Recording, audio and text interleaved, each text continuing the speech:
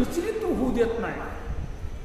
देवाधीन प्राप्ती प्राणियासी ऐसे सत्य केवळ ज्यासी ते भिक्षेशी का हिंडणे म्हणसी ते ऋषिकेशी सांगत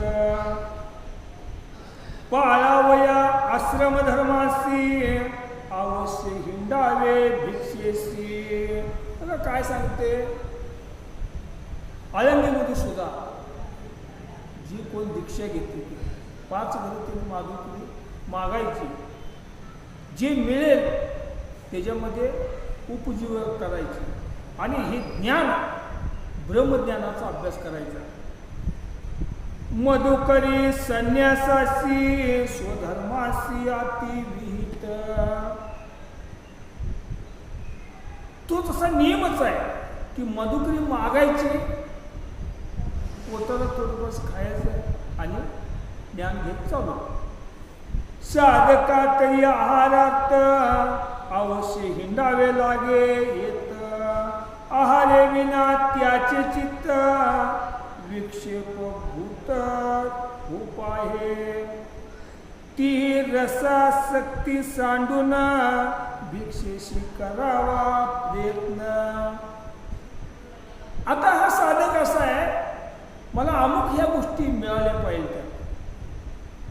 बघा पोटाला खात असताना मला हीच गोष्ट तीच गोष्ट असं काय नाही, जे भिक्षा मिळेल ती खायची.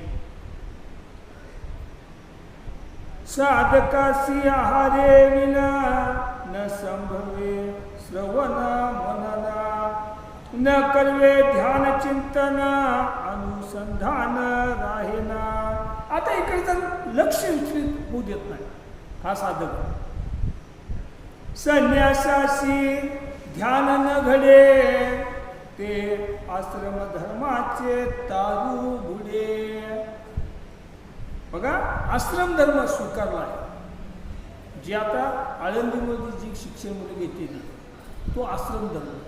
मग आश्रम धर्माचा जो नियम आहे त्या नियमाप्रमाणे त्याला वागावं लागणार आहे. मग आश्रम धर्माचा नियम काय हो, मग सांगितल्याप्रमाणे त्याला 5 घरं माधुकरी मागूनच त्याला उपजीविका करायची आणि शिक्षण घ्यायचे.